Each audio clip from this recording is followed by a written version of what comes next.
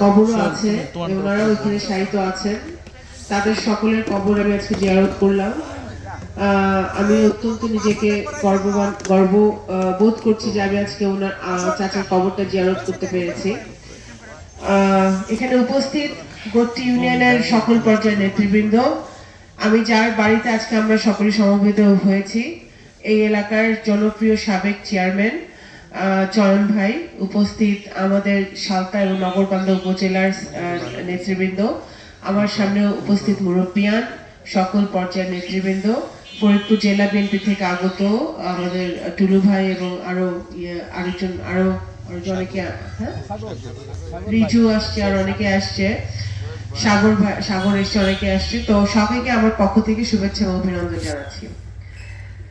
মুক্তিযোদ্ধারা ক্ষণজন্মা। আমার বাবা, আপনারা জানেন, এই বৃহত্তর ফরিদপুরে 1971 সালে মুক্তিযুদ্ধ সংগঠিত করেছিলেন। উনি মুক্তিযুদ্ধের অন্যতম সংগঠক ছিলেন এবং ওনার একজন ঘনিষ্ঠ সহচর হিসেবে মুকুল চাচা ছিলেন, মুক্তিযুদ্ধ করেছিলেন।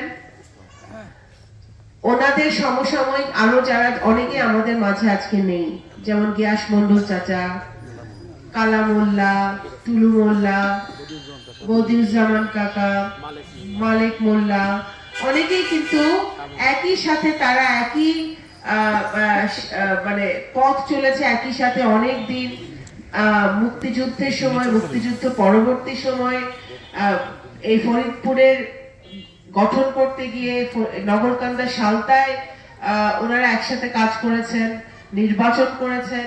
তো সুতরাং এই স্মৃতিগুলো ভুলে যাবার নয়। আমি অবশ্যই আমার পক্ষ থেকে, আমার ব্যক্তিগত পক্ষ থেকে ওনাদের সন্তান হিসেবে, ওনাদের মেয়ের হিসেবে আমি ওনাদেরকে শ্রদ্ধা জানাই, সালাম জানাই এবং এই দেশের নাগরিক হিসেবে শুধু বীর মুক্তিযোদ্ধা মুকুল চাচা না, সকল মুক্তিযোদ্ধা আমাদের এই অঞ্চলে যারা মুক্তিযুদ্ধ করেছিলেন এবং যারা আমাদেরকে ছেড়ে চলে গেছেন এবং আমাদের মাঝে আছেন কিন্তু যুদ্ধাহত অবস্থায় আছেন, তাদের অবস্থা ভালো না, তাদের সকলকে আমি আজকে স্মরণ করছি। গোত্রী ইউনিয়নে আজকে যার উপলক্ষে এই দোয়া মাহফিলের আয়োজন করা হয়েছে, দেশনেত্রী বেগম খালেদা জিয়া, গণতন্ত্রের মাতা, বাংলাদেশের স্বাধীনতা সার্বভৌমত্বের মূর্ত প্রতীক, যিনি সারা জীবন থাকবেন। দেশনেত্রী বেগম খালেদা জিয়া প্রতিহিংসামূলক মামলায় 6 বছর উনি মিথ্যা মামলায় কারাগারে ছিলেন। ওনার শরীর অত্যন্ত অসুস্থ হয়ে পড়েছিলেন। তারপরে উনি অসুস্থ অবস্থায়, আপনারা জানেন, কিছুদিন আগে আমাদের মাঝ থেকে চলে গেছেন।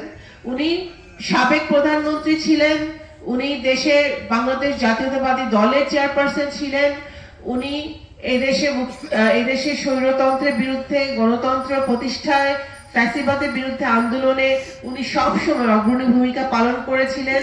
শুধু তাই নয়, শুধু এটাই নয়, উনি এই উপমহাদেশের একজন অবিসংবাদিত নেতা হিসেবে পরিণত হয়েছিলেন। উনি এই বৃহত্তর ফরিদপুরে এবং এই নগরকান্দা সালতায়, আমরা যে সালতা উপজেলায় আজকে দাঁড়িয়ে আছি, এই সালতা উপজেলার মানুষজন, আমি মনে করি সারা জীবন দেশনেত্রী বেগম খালেদা জিয়ার কাছে ঋণী থাকবে। কারণ এই উপজেলা 2001 সালে যখন বাংলাদেশ জাতীয়তাবাদী দল সরকারে ছিল, আপনাদের মনে আছে, দেশনেত্রী বেগম খালেদা জিয়া প্রধানমন্ত্রী অবস্থায় এই সালতা উপজেলার মাঠে এসেছিলেন এবং সেই মাঠে একটি বিশাল জনসভা হয়েছিল।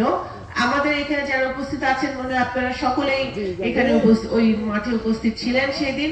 এবং সেই জনসভার পরে আমার বাবা তখন এই অঞ্চলের এমপি ছিলেন এবং সেই আমার বাবার নেতৃত্বে সালতা উপজেলায় দেশনেত্রী বেগম খালেদা জিয়া কিন্তু এই উপজেলাকে, সালতাকে উপজেলা হিসেবে ঘোষণা করেছিল। সুতরাং ওনার কাছে আমি মনে করি আমাদের সালতা উপজেলা আমরা সকলেই আমরা ঋণী। আল্লাহ ওনাকে বেহেশত নসিব করুক।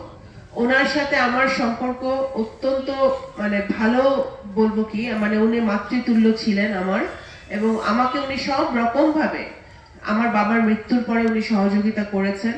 আমি ব্যক্তিগতভাবেও ওনার ঋণ কখনো শোধ করতে পারবো না। আজকে আগামী 12ই ফেব্রুয়ারি নির্বাচন। আমরা গত 17 বছর যারা ভোট দিতে পারে নাই,